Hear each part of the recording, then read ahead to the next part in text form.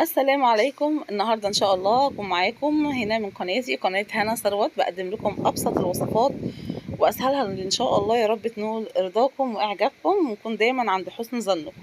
النهارده هعمل معاكم المحشي وهعمل معاكم البط.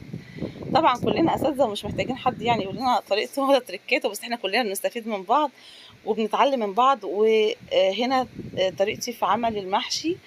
اولا هنا مكوناتي هي عباره عن ايه؟ عباره عن بصل مفروم، عباره عن طماطم، عباره عن خضره.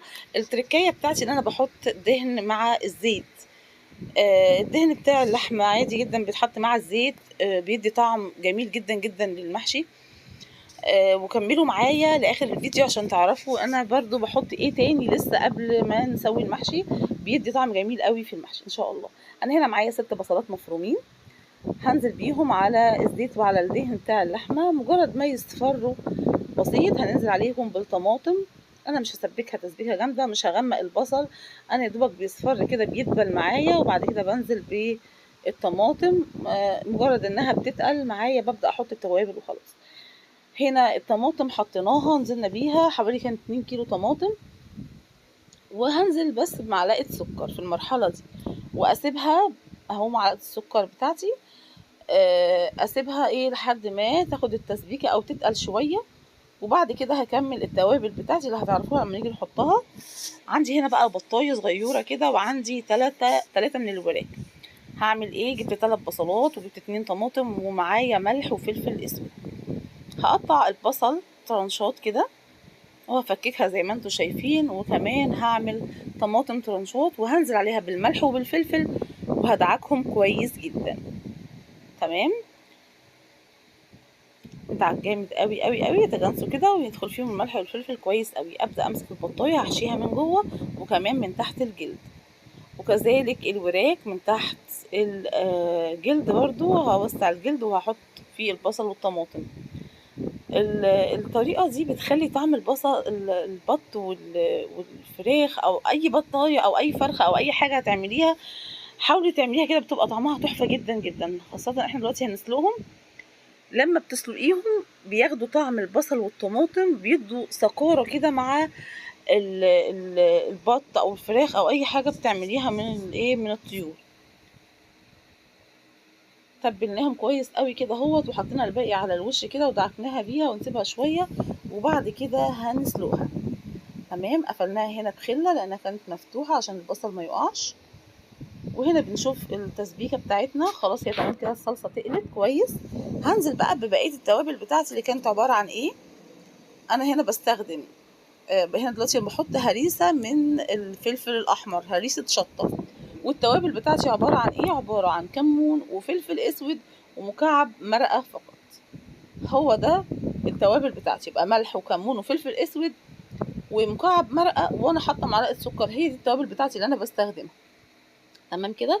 واستخدمنا ايه في الاول؟ استخدمنا زيت، واستخدمنا دهون اللي هو الدهن بتاع اللحم اللي احنا بيبقى بيتجاب من عند الجزار. بيبقى ساعات كمان موجود مع اللحمه، بتشيليه كده على جنب تيجي تستخدميه مع المحشي بالذات، بيدي طعم جميل جدا جدا، بيودي المحشي في حته تانية خالص. هنا بقى احنا هنسلق البط بتاعنا والفراخ.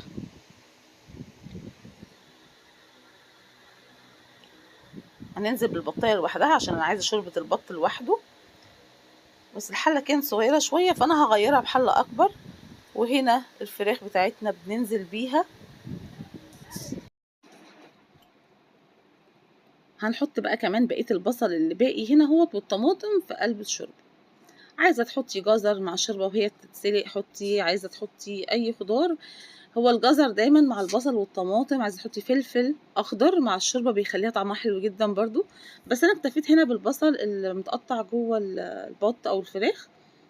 وحطيت معلقه سكر، وحطيت فلفل اسود وورق لورا، وفي كل حله فيهم مكعب مرقه دجاج زي ما قلت لكم. تمام كده. هتتسلق بقى البطه والفراخ بتاعتي، وبعد كده هقول لكم برضو هنيجي نحمرهم ازاي. انا يهمني هنا طبعا شوربه البط جدا جدا عشان المحشي، لان اهم حاجه في المحشي تسيب شوربه البط، بيوديه في حته تانية طبعا وكلنا عارفين. هنا معايا بقى الصلصه بتاعتي اهي اللي اتسبكت معانا، ومعايا الرز، معايا 2 كيلو رز، ومعايا الخضره بتاعتي. انا مستخدمه هنا كزبره وشبت. جبت الرز بتاعي مغسول اهوت، وبحب احطه في صينيه كده عشان اعرف احشي براحتي، ونزلت عليه بالصلصه بتاعتي، وهنزل كمان بالخضره. نقلب كويس قوي.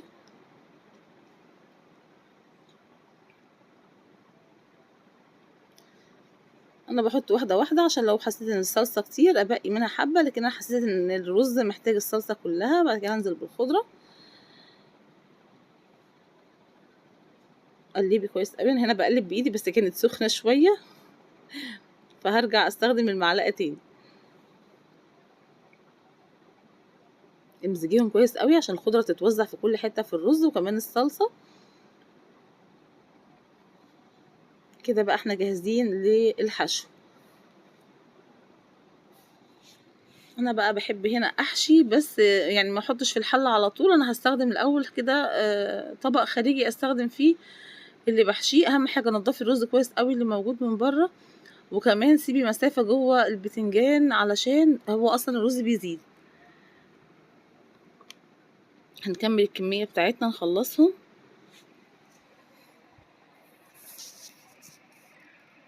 بحب احشي كل انواع المحشي بتاعتي واخليها بره كده، وبعد كده نبدا نرصها، وهنشوف مع بعض دلوقتي هنرصها ازاي.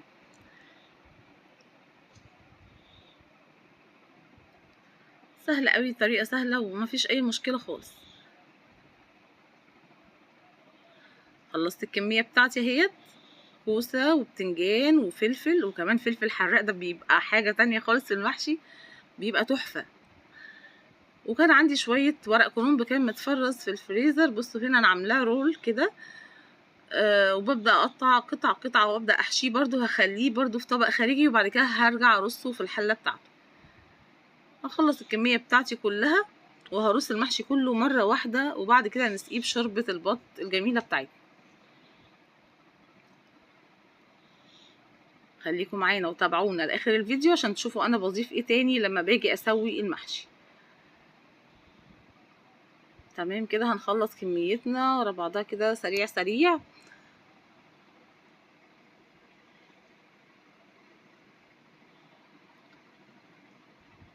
مفيش اسهل من كده، يعني الدنيا سهله ولذيذه وحلوه قوي لما بيكون عندك حاجه متفرزه وموجوده جاهزه، بتسهل عليكي كتير.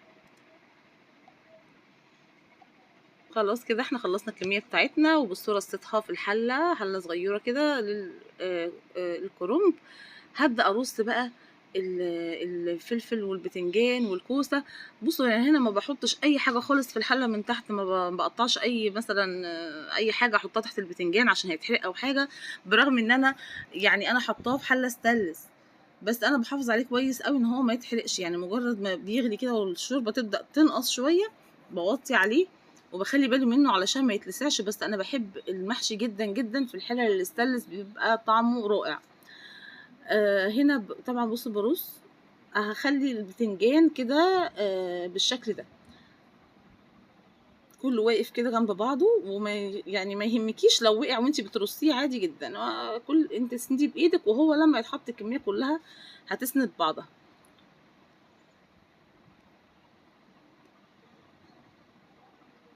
خلاص بقى كده قربنا ايه لنهايه المرحله. نهايه الاكله الجميله بتاعتنا، عشان ايه ننتهي منها بقى وتستوي كده، ونبدا نرصها رصه جميله. تابعونا لاخر الفيديو عشان تشوفوا برضو رصيناها ازاي. كده خلاص حطينا المحشي بتاعنا كله تمام اهوت. هنبدا نزود بالشوربه بتاعه البط. انا هنا كنت غيرت الحله اللي فيها البطويه وحطيتها في حله اكبر شويه وزودت الشوربه. هنا بقى بحب احط ايه جدا بقى، الزبده. الزبده البلدي، الزبده الفلاحي، صديقتي الصدوق. يعني انا دي مهمه جدا جدا عندي في الاكل. حطي معلقه كده مع معلقه زيت. الزيت بيدي لمعه للمحشي بعد ما بيستوي، والزبده طبعا بيبقى طعمها رائع. انا كان باقي عندي شويه هريسه الشطه اللي كانوا باقيين في الطبق ده. هنا بقى ممكن تحطي على حله واحده كده، تزودي عليها من على الوش كده عشان تبقى مشطشطه شويه، علشان ما تحطيش الكميه كلها في الصلصه فتخلي كل المحشي حراق. لكن عايزه تخصي كده حله معينه تبقى زياده شويه في الشطه بتاعتها، حطيها. انا كده حطيت كل حله معلقه زبده كبيره ومعلقه زيت عشان التلميع، وحطيت هريسة الشطة في حلة منهم، وهبدأ أزود الشوربة بتاعتي. الشوربة بخليها كده عند نص البتنجان، نص المحشي، تمام، في النص، ما يطلعش ابدا لفوق والا هيعجن، عند نص المحشي كده او اقل من النص كمان شويه. اهم حاجه انك ترجي الحله كويس قوي وتلفيها علشان تتاكدي ان الشوربه واصله لكل مكان وعشان المحشي ما يتحرقش. ادي هنا شوربه البط الدسمه الجميله بتاعتي اهو، برضو نفس الحكايه، بنرجها كده. بصوا أنا بميلها قوي عشان اوريكم مستوى الشوربه فين، هي يعني اقل من نص شويه. نبدأ نعلي عليهم بقى كده، نغطيهم ونعلي عليهم. وهنا برضو ال الكرنب هنحط، بس الكرنب هنا بقى هنعمل الشوربة تبقى يدوبك جاية على أول طبقة، يعني ما تعلاش عن أول طبقة، يعني يدوبك كده، ما بنزودش الشوربة يا جماعة علشان المحشي بتاعنا ما يعجنش يبقى وحش. هنعلي على كله لحد ما الشوربة بتاعتي تتشرب، وأثناء ما هو بيستوي نقلب الحلل بتاعتنا كويس علشان ما يلزقش. ولما الشوربة تتشرب شوية نبدأ نوطي عليه. هنا بقى انا هحمر البط بتاعي والفراخ، احط زيت واحط زبدة برضو زي ما قلت لكم، الزبدة دي اساسي عندي في الاكل. الزبدة دي بتودي الاكل في حتة تانية خالص، ولو قلتوا هي غالية، لو جيتوا تقارنوا بالسمنة النباتي، برضو السمنة النباتي مش رخيصة، بس انتي جربي تجيبي زبدة بلدي وزودي معاها زيت. يعني معلقة زيت، معلقة زبدة، بيخلي الاكل طعمه حلو وصحي جدا. هنا انا بحب اقلي قوي البط او لحمه او اي حاجه او طيور، بحب احط الزبده مع الزيت، هيخليها طعمها برضو في حته تانية خالص صراحه.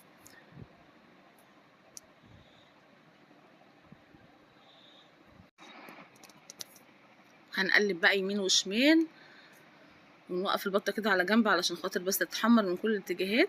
في اثناء كل ده انا بتابع المحشي بتاعي واشوف الشوربه بتاعتي شربت ولا لسه.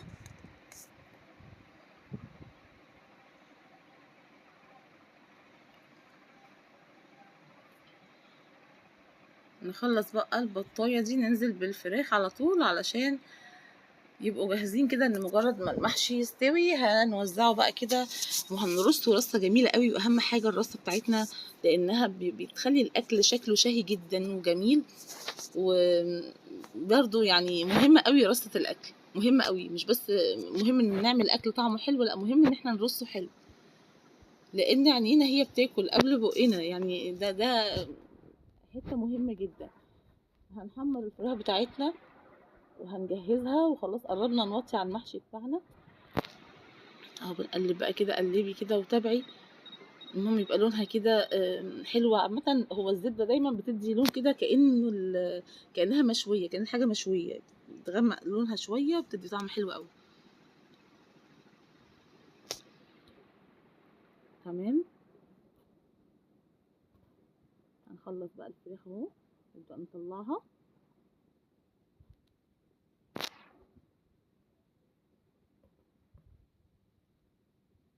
خلاص، دي اخر حاجة معانا.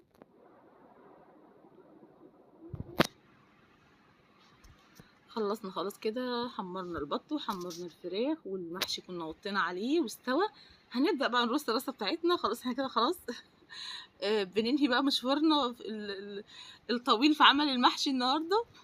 ادي المحشي بتاعنا، شايفين شكله جميل ازاي، والرز مش زايد عليه ولا حاجه. بصوا بقى انا بحب ارصه كده، بحب يعني، انا عندي الصينيه دي انا مسمياها كده صينيه السعاده. بالنسبه لي الصينيه دي انا بحبها جدا، عملت فيها عزومات كتيره جدا، عندي كذا صينيه منها بحب اعملهم واستخدمهم بنفس الطريقه. بحب اغلفها كده بورق الفويل من على الجناب وارص. بصوا زي ما انتم شايفين انا رصيت المحشي كده على الجناب كده داير ما يدور، وهبدا اخد كده المحشي التاني برضو واوزع. لو حسيت ان في ميه زياده شويه عايزه تصفيها صفيها، مفيش مشكله، ميلي الحله كده بالغطا وصفيها. ادي اهو. بصوا بالنص انا بحاول افضي مكان في النص، انا عايزه افضي مكان في النص عشان نحط البطه بتاعتنا والفراخ بتاعتنا، وعشان كمان لسه عندنا محشي الكرنب هنحطه هنا في النص. هنجيبه، لازم نرج الحله كويس قوي يبقى جاهز كده على طول الغرف. وزي ما انتوا شفتوا كده، شفتوا الحلل مفيش ولا حله اتلسعت من جوه، يعني المحشي نازل سليم جدا وكويس جدا ومستوي كويس جدا جدا. نزلنا هنا بالمحشي الكرنب في النص، وهنبدا بقى نساوي كده ونظبط المنظر الجميل ده. ونبدأ نحط البطة الصغنونة دي كده في النص، وحواليها بقى الوراك بتاعتنا كده بقى، وجملي بقى وزوقي وظبطي. تمام، بصوا بقى الجمال. طيب هنحط ايه كمان؟ هنجيب شوية خضرة كده حلوين يجملوا المنظر. ممكن تجيبي كده كام طماطمايه تقطعيهم على شكل وردة وتحطيهم، منظر حلو وتحفة قوي قوي، خاصة لو عندك عزومة. وعلى فكرة انا من غير عزومة بحب اعمل كده لولادي على طول، احبهم يشوفوا شكل الاكل جميل. ادي زي ما انتم شايفين، ادي الخضرة اهي على البط بتاعنا. هكتفي بكده؟ لا، انا مش هكتفي بكده. انا طبعا كنت مولعه على فحم، حطاه على البوتاجاز. انا بحب قوي المحشي ياخد ريحه الفحم، وبرغم اننا مش شاويين الفراخ ولا البط، احنا هنديله ريحه الشوي. تمام، ادي هنجيب الفحم بتاعنا اهو، وهنحطه في نفس الفنجان اللي دايما بحط فيه الفحم بتاعي. هنستخدم بقى كده اهو زي ما هتشوفوا دلوقتي.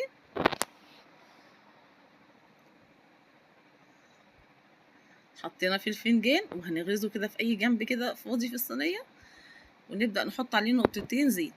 طبعا بجد يعني اللي يجربها يكتب لي في الكومنتات، بيودي الاكل في حتة تانية خالص. ادي الزيت بتاعنا اهو، نقطتين زيت بس كده، وغطي بقى بورق الفويل بقى، وشوفي بقى احلى ريحة للاكل. هو اصلا طالع ريحته تحفة من الزبدة البلدي ومن الاكل. يعني بصي الزبدة البلدي طبعا بتدي ريحة للاكل كده بجد تحفة. كمان بقى لما ندخل بقى بالفحم، كمان ريحة الفحم مع الأكل هيخليه في حتة تانية بجد. يعني يا رب تجربوها وتعجبكم، وانتوا طبعا بتعملوا الأحلى من كده والأحسن. طبعا كلنا بنستفيد من بعض، وكلنا اللي عنده أي تركية يعني بيفيد غيره. كلنا بنستفيد من كل اللي احنا بنعمله سوا. كده تمام، خلصنا الأكلة بتاعتنا النهاردة. يا رب تكون عجبتكم إن شاء الله. ولو عجبكم الوصفة بتاعتنا وعجبتكم أفكارنا كده والأكل اللي بنقدمه على القناة، يا ريت تعملوا لنا سبسكرايب كده ولايكات وكومنتات بقى إن شاء الله. وبالهنا والشفا إن شاء الله تعجبكم كل وصفاتنا، وإن شاء الله تجربوها وتعجبكم وتكتبوا لنا إن هي عجبتكم. بالهنا والشفا. بصوا هنا كنت بقول لكم قد ايه، شايفين مستوي ازاي من النص كده، من جوه طري ومستوي وجميل. وادي كمان الكوسه مستويه وجميله جدا، ومفيش حاجه رز خارج بره ولا حاجه. بألف هنا وشفا على قلوبكم، ان شاء الله تعملوها وتجربوها.